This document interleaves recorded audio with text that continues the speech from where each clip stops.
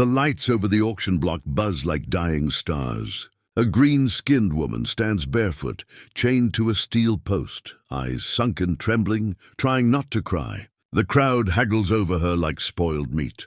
Then a human voice cuts through the noise, calm, furious, unignorable. The auction corridor stretched like an open wound, fluorescent lights buzzing, polished metal gleaming too clean for a place that traded souls. Vendors shouted over the hum of drones. Somewhere someone laughed. It was the sound of indifference, sharp and ordinary. Ravenna stood at the center of it all, the last item unsold. Her skin, pale green and bruised, shimmered under the sterile lights. The tag around her wrist still blinked red, defective, emotional instability. She tried not to breathe too hard. Weakness lowered price. Her stomach ached from days of ration cubes, her knees trembled, but she refused to fall. Falling meant disposal. The auctioneer droned on, his voice smooth from years of pretending he wasn't selling people. Final clearance, Arini hybrid, suitable for domestic work or light maintenance. Reduced due to... He didn't finish. No one listened. Buyers had moved on to shinier things. Then the sound came, a firm voice from the crowd. End the sale. She's not for purchase. The man stepped forward, tall, broad-shouldered, wearing a grease-stained utility jacket with a patch from the Oxygen Garden Division. His ID tag glinted, half broken, half forbidden. The crowd shifted. No one interrupted auctions. The law didn't protect empathy. The auctioneer's grin stiffened. Unless you're bidding, move along, sir. The stranger's eyes didn't waver. You're violating welfare protocols. She's malnourished, dehydrated, and still displayed. That's an operational breach. It wasn't the words, it was how he said them. Calm, quiet, deliberate, like someone who'd seen worse and learned control the hard way. Ravenna's breath caught. No one had ever spoken for her. The vendor beside the stage muttered, "He's crazy. You report this, they'll audit half the block." Exactly what the man wanted. Then report it, he said, stepping closer. The auctioneer hesitated, glancing at security lenses overhead. The corporation hated paperwork more than morality. "Fine," he snapped. "Voluntary transfer for medical review." The man removed his jacket and wrapped it around Ravenna's shoulders. She flinched at first, expecting cruelty, but the warmth felt real. "Can you walk?" he asked quietly. She nodded, though her voice trembled. "Yes, master." He paused. "Not that word," he said. "My name's Elias." For the first time in years, someone introduced himself instead of assigning her a task. She didn't know it yet, but that small exchange was the beginning of her freedom. Ravenna expected another cage. Instead, the man led her to a transport pod that hummed softly and smelled faintly of salt. The city outside the glass walls shimmered with towers curved like coral, their lights pulsing through ocean fog. It was too quiet. She didn't trust quiet. Elias sat across from her, tapping something on his wrist console. He didn't look at her like a product or a problem. That alone made her uneasy. Every silence in her past had ended with punishment. When the transport slowed, she braced for orders. Instead, Elias said, "We're home." The door hissed open to a wave of warm, humid air. His home wasn't like any place she'd imagined a human to live. It was alive, walls breathing with green. Plants climbed across glass panels. Blue fruit glowed in hanging clusters. Water trickled along narrow channels carved into the floor, filling the air with soft murmurs. She froze in the doorway. "It's growing," she whispered. He smiled faintly. "It's supposed to. You will too." He moved through the space, quietly practical. "Bathrooms through there. The shower adjusts to your body temperature. Don't worry, it talks, but it's polite." Her eyes widened. "The shower talks?" "More patient than most people," he said deadpan.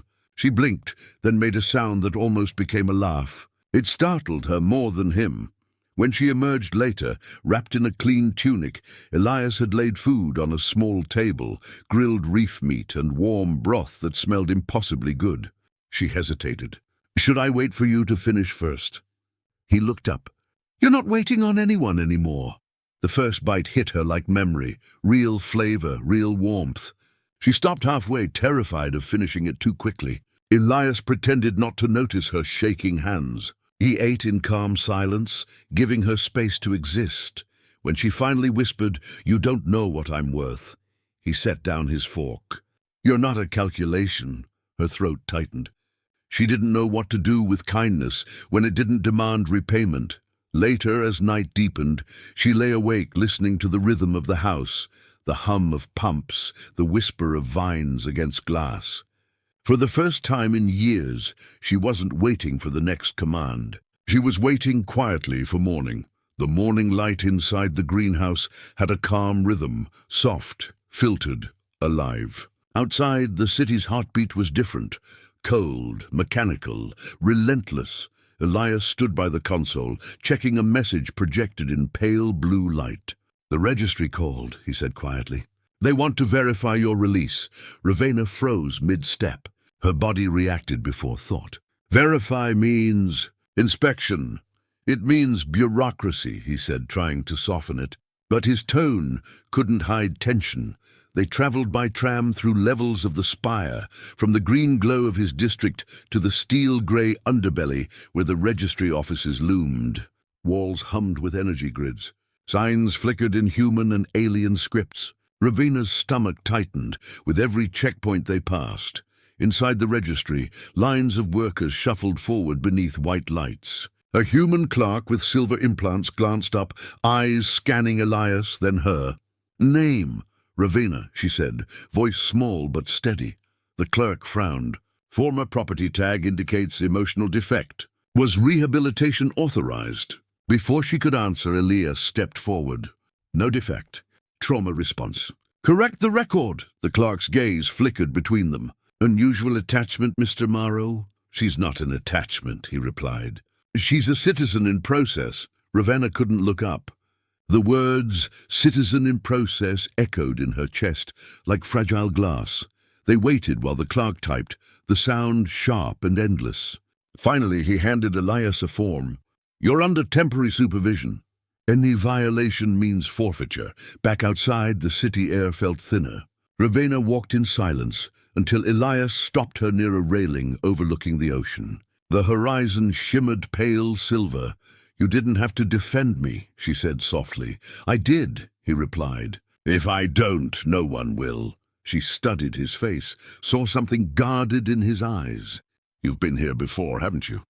He didn't deny it. "A long time ago, I helped build the registry systems. Then I saw what they did with them." His voice carried the weight of regret, a soldier's kind, buried deep. When they returned home, the greenhouse lights flickered gently, like the house itself was listening. Ravenna touched one of the vines and whispered, "If ghosts live in laws, then I hope they can see me breathing." Elias heard her, but said nothing. Some truths didn't need replies, only time. The storm came without warning. One moment the sky above the spire glowed turquoise. The next, lightning bled through the glass like veins of fire. The house trembled. Elias was at the console when the alarms began to wail. "Unauthorized entry, Sector 4, perimeter breach." His calm voice cut through the noise, but Ravenna heard the fear beneath it. She moved toward him. "Is it the registry?" "Worse," he muttered, checking the feed. Figures in dark uniforms crossed the outer walkways. Trade Council enforcement. The system had come for its property. Ravenna's pulse thundered. "They'll take me back." "Not if I can help it." He grabbed a tool belt, tossing her a small scanner. "Stay close, keep low, and when I say run, you run." Thunder cracked above them as the first drone crashed through the upper glass. Shards rained down, glittering in flashes of light. The plants hissed as water vapor burst from split pipes. Ravenna ducked, instinct and terror guiding her. Elias swung a metal bar, knocking the drone into the irrigation channel. Sparks met water. Steam rose. "Next time," she gasped, "we install fewer windows." He barked a short laugh. "Next time we pick a quieter hobby." They ran between rows of oxygen vines. The air thickened with smoke and moisture. Ravenna's lungs burned, but she kept moving. A memory of the auction stage flickered in her mind. The same pounding heart, the same threat, but this time she wasn't waiting to be saved. She was helping. Elias rerouted a pump line, flooding the lower corridor. That should slow them. She spotted a shadow moving behind the mist. Too late. A uniformed officer stepped forward, weapon raised. "Return the asset." Ravenna grabbed a loose cable, sparks dancing across her palms. She threw it toward the puddle at his feet. A flash of light, then silence. The man fell. She stared, shaking. "I didn't mean—" Elias caught her wrist. "You meant to survive. That's enough." Outside, the storm howled, wind colliding with fire, until everything smelled of salt and smoke. When they finally collapsed beside the emergency hatch, he looked at her through the haze. "You saved my life." Ravenna shook her head. "No," she whispered, voice trembling but proud. "We saved each other." Morning came soft and grey, the kind that made the world feel new after surviving a night that shouldn't have been survived at all. The greenhouse was half in ruins, glass cracked, vines scorched, but sunlight still slipped through, glinting on droplets that clung to the leaves. Ravenna sat by Elias's side, wrapping a fresh bandage around his arm.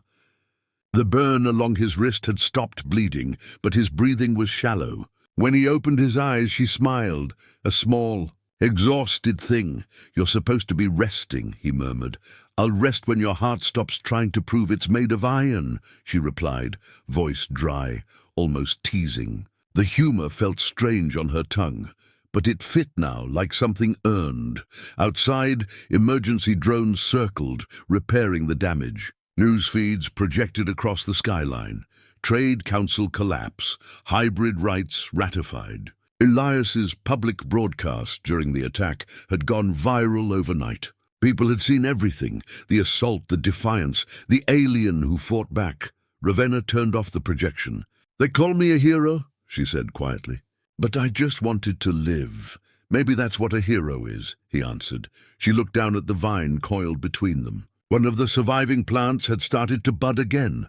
Tiny, fragile, glowing faintly at the edges. Elias touched it with his good hand. "It's re-blooming." Ravenna tilted her head. "After all this?" "Life's stubborn," he said. "It grows anywhere someone gives it a chance." He reached into his pocket and pulled out a small seed capsule, shaped like a teardrop of light. "It's called a bond bloom," he said. "Used to symbolize ownership. I think it's time we change what it means." She took it carefully, her fingers brushing his. For a moment, neither spoke. Then she knelt beside the cracked soil and pressed the seed into the dirt. "Not between us," she said, "but for us." When the bloom flared to life, its light reflected in both their eyes, equal, steady, unafraid. Elias smiled faintly. "So what happens now?" Ravenna leaned back against the broken wall, watching the sunrise over the ocean. "Now," she said, "we stop surviving. We start living." The house breathed again, the vines stretching toward the light, alive, defiant and free.